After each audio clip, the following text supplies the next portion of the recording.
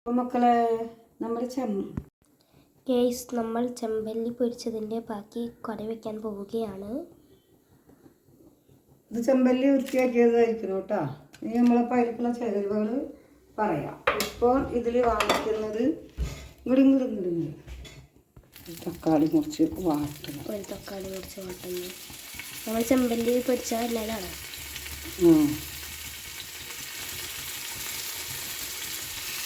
മുളക് പച്ചമുളകൊക്കെ അതൊന്ന് പഴുത്തുണ്ട്. പച്ചമുളകല്ല, റെഡ് മുളക്. പച്ചമുളക് പച്ചമുളക് അതാണ് അതിൻ്റെ അർത്ഥം. പച്ചമുളകൊന്നുമില്ല, പച്ച കളർ നല്ല ഉദ്ദേശിച്ചു. അപ്പം അതിലേക്കുള്ള ഇഞ്ചി, വെളുത്തുള്ളി, നമ്മളിത് ഇളക്കട്ടെ. ഇത് വാട്ടിയിട്ട് ഇത് അരക്കണൊക്കെ മക്കളെ.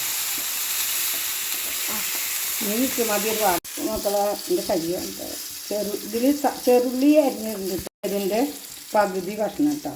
സബോള നമ്മൾ ചെറുള്ളി ഉണ്ടെങ്കിൽ ചെറുള്ളി ഏറ്റവും ബെറ്റർ ഇട്ടാ. ചെറുള്ളി ഇട്ടാൽ നല്ല ടേസ്റ്റാണ്. ചെറുള്ളി ഇല്ല ഇവിടെ. അപ്പോൾ തൽക്കാലം ഇത് ആക്കണം. 1 ടീസ്പൂൺ മഞ്ഞൾപ്പൊടി,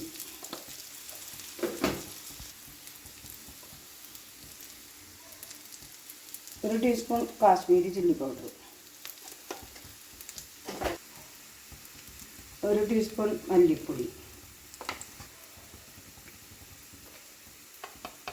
1/2 ടീസ്പൂൺ എരിവുള്ള മുളകും പൊടി. നമ്മളിതൊക്കെ കൂടി ചൂടാക്കുന്നു. മിക്സിറ്റ് വെല്ലേ. കുടംപുളി ഇതും കൂടെ വറുക്കുക കേട്ടോ. വേപ്പില.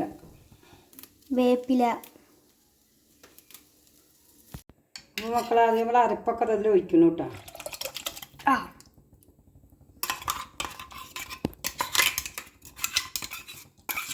നമ്മൾ 1/2 ടീസ്പൂൺ കല്ലുപ്പ് ഇടണം മക്കളെ. കല്ലുപ്പ്. അപ്പം നമ്മൾ ഇതിൽ കുടംപുളി തക്കാളിയൊക്കെ വാട്ടി അടിച്ചിട്ട് ഒഴിച്ചേക്കണം കേട്ടോ. നല്ല ടേസ്റ്റാണ് കറി.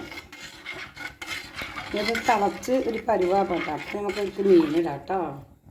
അപ്പോൾ മക്കളെ ചാറൊക്കെ നമ്മൾ നന്നായി വറ്റിയിട്ടാണ് ഇനി മീനതിലിടണം.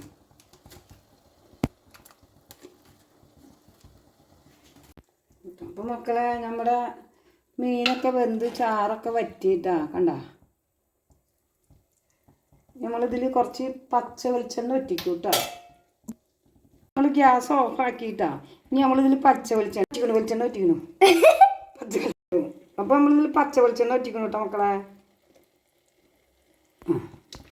അപ്പോൾ നമ്മളിതിൽ പച്ച വെളിച്ചെണ്ണ വറ്റിക്കണം കേട്ടോ മക്കളെ.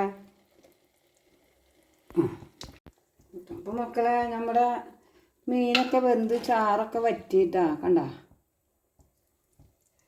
നമ്മളിതിൽ കുറച്ച് പച്ച വെളിച്ചെണ്ണ വറ്റിക്കും കേട്ടോ.